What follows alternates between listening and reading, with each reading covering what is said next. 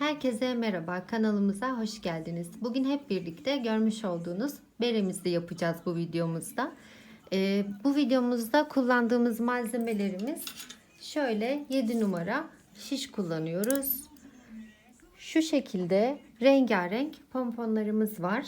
Bunları beremiz için kendiniz de yapabilirsiniz tabii ki kullandığınız iplerden, ama bu şekilde hazırlarından da bulabilirsiniz. İp olarak kalın iplerden kullanıyoruz.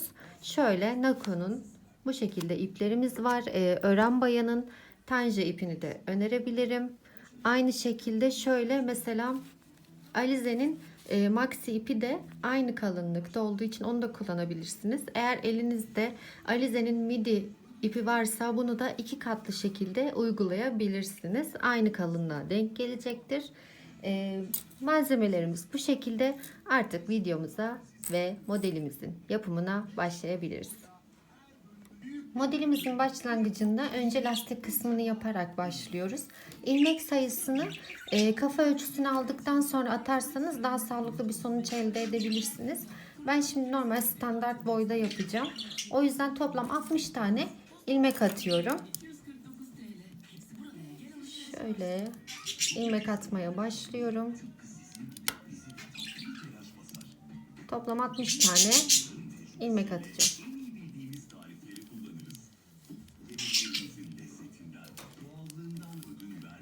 ...60 tane ilmek atıp videomun başlangıcıyla, yani sıramın başlangıcıyla videomuza devam edelim. 60 tane ilmeğimizi attıktan sonra lastik örgümüze başlıyoruz.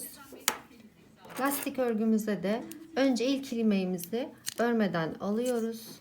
Her sırada genelde örmeden alıyorum ben ilmeği. Daha sonra ilk ilmeğimizi düz örüyoruz. Bunu bir ters bir düz olarak yapacağım ben. Siz isterseniz iki ters iki düz şeklinde de yapabilirsiniz. Şöyle ters örüyorum. Yine bir düz, bir ters. Bu şekilde ilk sıramızı bir düz, bir ters şeklinde tamamlayalım. İki ters iki düz yaparsanız da görünümü bu şekilde olacak. Aynen şuradaki gibi. Biz şimdi bir ters bir düz yaparak bu sıramızı tamamlayıp ikinci sırayla videomuza devam edelim. İlk sıramızı bir düz bir tersle başladık lastik örgümüze. Şimdi ikinci sıramızı yapacağız. Bu lastik örgüsünün aynı şekilde ölçüsünü de siz istediğiniz kadar ilerletebilirsiniz. Şimdi buradaki alınımı da yine aynen şu şekilde örmeden alıyorum. Düz örgümü düz örüyorum. Ters örgümü ters örüyorum. Bundan sonra yapacağım işlem sadece bu. Her ilmeği geldiği yönde düz ilmeğimi düz, ters ilmeğimi de ters örmek. Bu şekilde lastik kısmını ilerleteceğiz. Daha sonra şöyle şekil verme işlemine başlayacağız. Şimdi ikinci sıramızı da bu şekilde tamamlayalım. Bir sıra daha üçüncü sırayı beraber yapıp modelimize devam edelim. İkinci sırayı da bu şekilde tamamladım. Şimdi şöyle üçüncü sıranın başlangıcını da görelim. Yine aynı şekilde şöyle ilmeğimi bu yönden alıyorum örmeden. Daha sonra düz ilmeğimi düz ve ters ilmeğimi ters. Bu şekilde örmeye devam edeceğim. Daha sonra lastik kısmını biraz daha ilerleteceğim. Ve örgümüze diğer rengin başlangıcıyla devam edeceğiz. Ben şimdi bu şekilde yine bir ters bir düz örmeye devam edip ilerleteyim. Daha sonra ikinci bir rengimizle modelimize devam edelim. Bu şekilde sırayı ilerlettim. Toplamda 2, 4, 6, 8, 10 sıra ördüm. Şimdi diğer renge geçiş yapacağız. Diğer renge geçerken de şöyle hemen ipleri şurada şöyle köşede bir bağlayalım. Şu işlemi yapacağız burada da.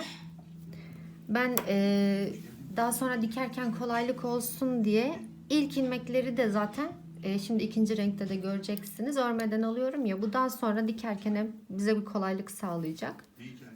Şöyle hemen ilk ilmeğimi burada öreceğim. Çünkü yeşil ipi hem geçeceğim, son sıradakini de öreceğim için dikerken karşılıklı bana kolaylık sağlasın. İlk ilmeğimi şöyle yeşil renk ipimizle örerek başlıyoruz. Şimdi bu modelimin ön yüzü olacağı için buradaki bütün ilmeklerimi düz öreceğim. Düz ilmeğimi de düz örüyorum.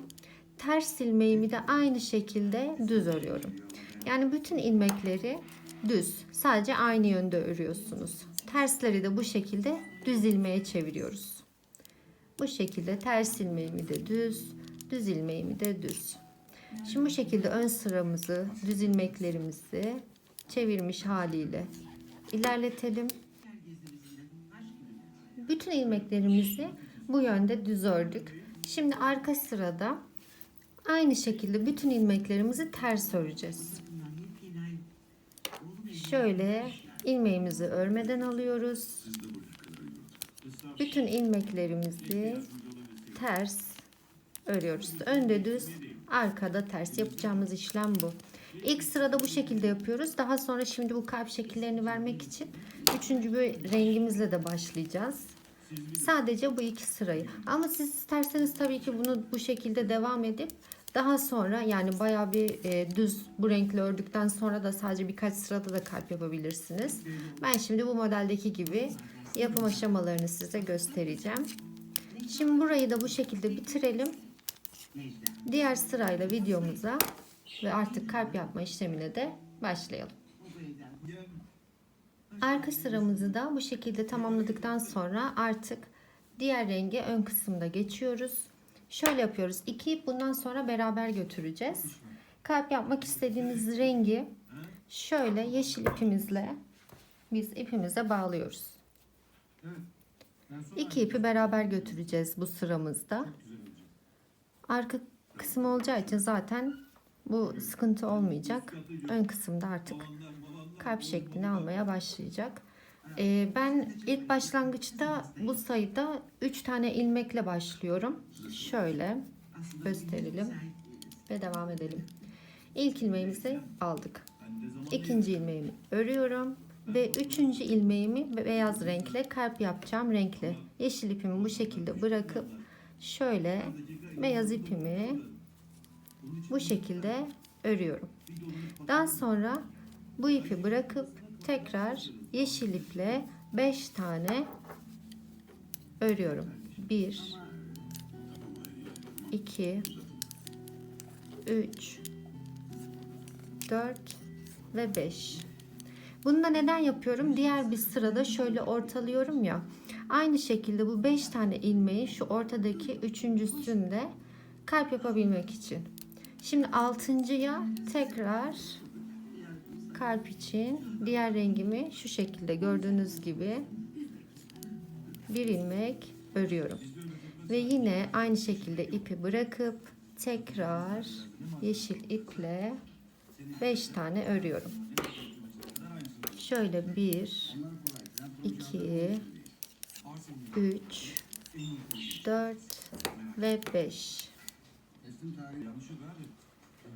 5 tane ördükten sonra tekrar 6.'yı yeşil ipimizi bu şekilde bırakıyoruz. Tekrar şöyle beyaz ipimizi alıp arka kısmını da görüyorsunuz. Bu şekilde ilerletiyoruz. Yine aynı şekilde 6. ilmeğimizi de düz örüyoruz. Yine bırakıyoruz beyaz ipimizi ve yeşil ipimizle 5 tane örüyoruz.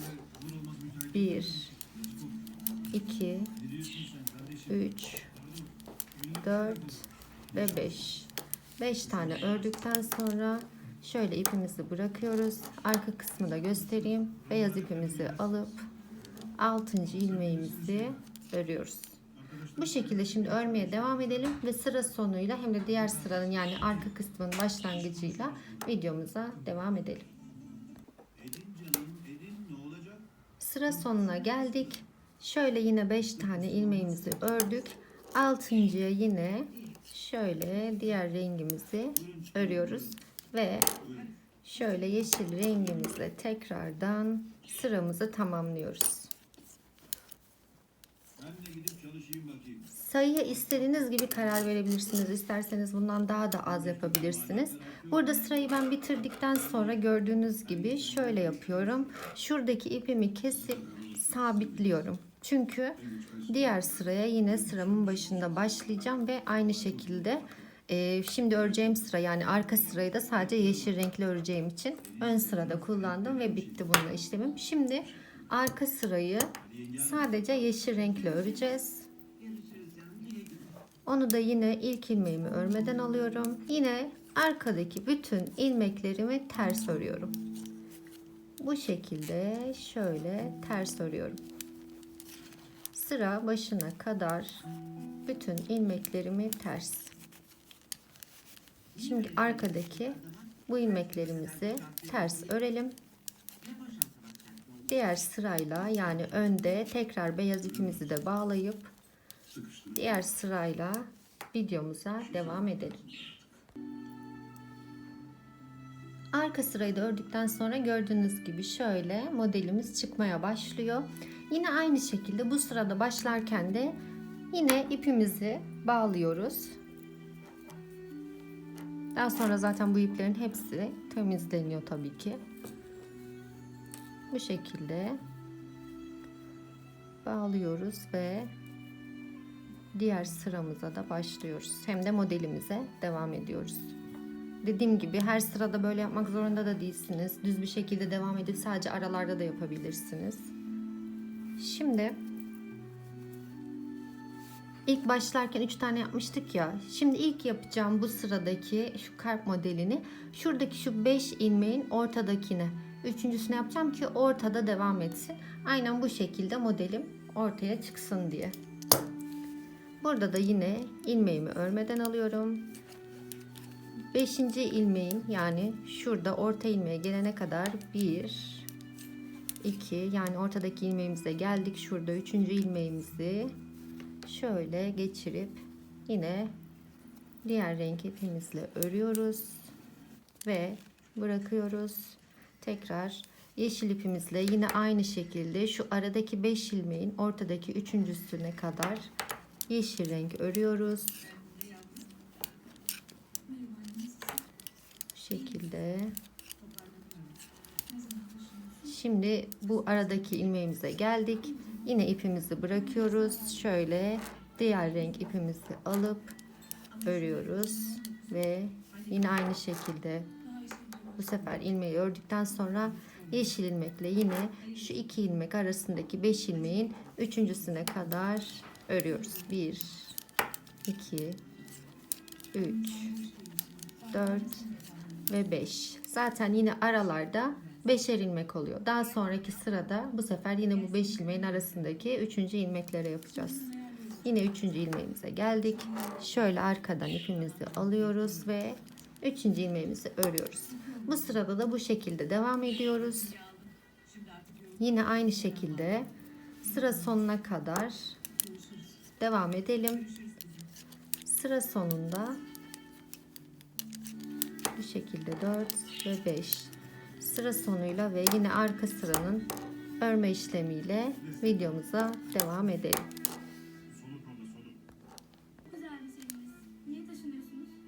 Şöyle sıramızı tamamladık.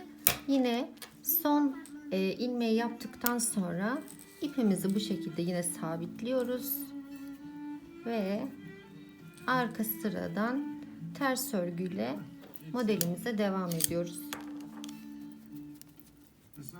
Aynı şekilde ilmeğimizi örmeden alıyoruz ve ters örmeye devam.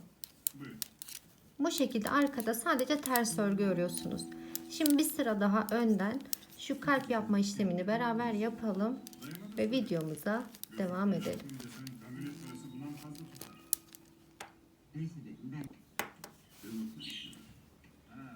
Şimdi diğer sıramıza başlarken yine aynı şekilde ilk sırada yaptığımız gibi 2 tane örüp üçüncüsüne beyaz ipimizle kalp oluşması için ilmeğimizi beyaz renk öreceğiz. Yine aynı şekilde tabii ki ipi bağladık. İlk ilmeğimizi örmeden alıyoruz. İkinci ilmeğimizi örüyoruz ve üçüncü ilmeğimizi yine şu şekilde beyaz ipimizle örüyoruz. Daha sonra tekrardan şöyle gördüğünüz gibi 5 ilmeğimizi örüp bu sefer o hani aradaki 5 ilmek vardı ya, oradaki gene üçüncüye şuradan şöyle, yani şunun hizasında şu ilmeğimize beyaz iple örene kadar yeşil öreceğiz. 1 2 3 4 ve 5 tane ördük. Yine araya. Bu sayıları tabii ki siz istediğiniz gibi ayarlayabilirsiniz. İlla 5 tane olması gerekmiyor yani. Ben şu anda örnekte kendi yaptığımı sizinle paylaşıyorum. Yine aynı şekilde 5 tane örüyoruz.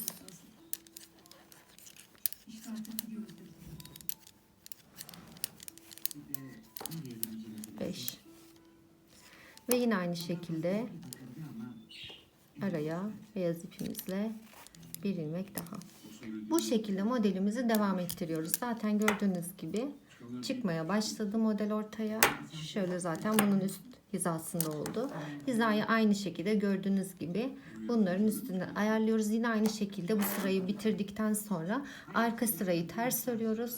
Tekrar yeni sıraya başlangıçta bu sefer yine aynı şekilde ikinci sırada yaptığımız gibi ikinci sıranın hizasında aynı şekilde örmeye devam ediyoruz.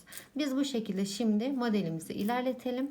Daha sonra son işlemleriyle beremizin kapama işlemleriyle videomuza devam edelim. Modelimizi bu şekilde ilerlettik. Şöyle ölçüsünü de göstereyim ben size yaptım. Şöyle 22 santime denk geliyor neredeyse. Bu bere ölçüsünü istediğiniz gibi uzatabilirsiniz. Genelde 20-25 santim hemen hemen zaten istenen ölçü oluyor. Şimdi kesme işlemi yapacağım. Şu şekilde yapacağım onu da. Yine ilmeğimizi örmeden alıyoruz. Bir düz örüyorum. Yani 2, 3, 4, 5, 6 tane ördüm. Daha sonra 2 ilmeğimi bir alıyorum ve kesiyorum. Tekrar yine 6 tane ilmek örüyorum. Yani bu sırada böyle 6 ilmek örüp kesiyoruz. 5, 6. Şimdi bu ilk sırada bu şekilde şöyle 2 ilmeğimi bir alıyorum, kesiyorum. Bu sırada bu şekilde 6 tane örüp bir tane keselim. Arka sırayla ve sıra sonuyla ve arka sırayla videomuza devam edelim. Sıra sonunda 4 tane ilmeğim kalıyor. Bunu da normal bir şekilde şöyle örüyorum. Kesme işlemini hem ön sırada hem arka sırada yapacağım. Şöyle ön sıradaki kesme işlemini yaptıktan sonra arka sırayı çeviriyorum. Şöyle burada da yine ilmeğimi örmeden alıyorum. 2 ters örüyoruz arka sırada. 3 ve 3 tane örüp burada 2 ilmeği bir alıp kesiyoruz. Arka sırada böyle yapacağız. Şu şekilde 2 ilmeğimi ters yine örüyoruz tabii ki. Bir alıp kesiyoruz. Yine 1 2 3 tane ters ördüm. Yine 2 ilmeğimi bir aldım. Yine 3 tane örüyorum. 2 ve 3 ve 2 ilmeği aynı şekilde bir alıp kesiyorum. Şimdi arka sırada da yine 3'er tane örüp keselim. Sıra sonuyla ve ön sırada yine kesme işlemiyle videomuza devam edelim. Son 3 tane ilmeğimiz kaldı. Yine aynı şekilde ilmeklerimizi örüyoruz. Şimdi ön yüzde tekrar kesme işlemine devam ediyoruz. Burada da şimdi bir ilmeğimizi alıyoruz. Bir kere örüyoruz. Yani 2 ör, bir kes. 1 2 tane düz ve 2 ilmeği bir alıp kesiyoruz. Bir tane örüyoruz. Bir tane daha örüyoruz ve kesiyoruz. Şimdi öndeki kesme işlemimizi de bu şekilde yapalım. Arka sırada yine kesme işlemiyle devam edelim. Arka sıradayız. Şimdi arka sırada kesme işlemimizi şu şekilde yapıyoruz. Her iki ilmeği bir keseceğiz. Şöyle 2 ilmeğimizi aldık. Bir kestik. Yine 2 ilmeğimizi aldık. Bir kestik. Aynı şekilde hep 2 ilmeğimizi bir alıp kesiyoruz. Bu şekilde arka sıramızı da tamamlayalım. Videomuza devam edelim. Ön sıradayız. Ön sırada da yine aynı şekilde 2 ilmeği bir alıyoruz ve son artık kesme işlemi yapıyoruz. Bu şekilde her iki ilmeği bir alarak kesiyoruz. Daha sonra artık kesme işlemini de bitiriyoruz ve beremizi artık tamamen dikip son bitirme işlemini yapıyoruz. Bu şekilde burası tamam. Şimdi dikme işlemine başlayacağız. Şu kısmı yapacağız ilk ama dikerken tabii ki tersinden dikeceğiz ve şu iplerin hepsini zaten artık kesip yok edeceğiz. Şimdi bu birleştirme işlemlerine geçebiliriz. Evet, şimdi şöyle ipimizi kestikten sonra şuradaki bütün ilmeklerimizi iğnemize toplayacağız ve hepsini bir alacağız. Çoluğu çocuğu var mıymış adamın? Şöyle. Gelmiş. Öğrenmiş hemen bak kızlara. Şöyle geçirdikten sonra hepsini bir çekiyoruz şu şekilde alıp. Daha sonra şöyle tersten dikeceğimiz için önce şurayı sabitleyeceğiz. Şu şekilde şöyle iğnemizle geçirelim. Daha sonra buraya zaten pompon takacağımız için ilk olarak şurayı yapıyoruz. Daha sonra pomponumuzu takacağız ön taraftan. Ve dikme işlemine de şu şekilde şu kısımlardan köşe kısmını dikerek devam edeceğiz. Şöyle ilmeklerimizden geçirerek dikme işlemini tamamlayalım ve videomuza artık beremizin son haliyle devam edebiliriz.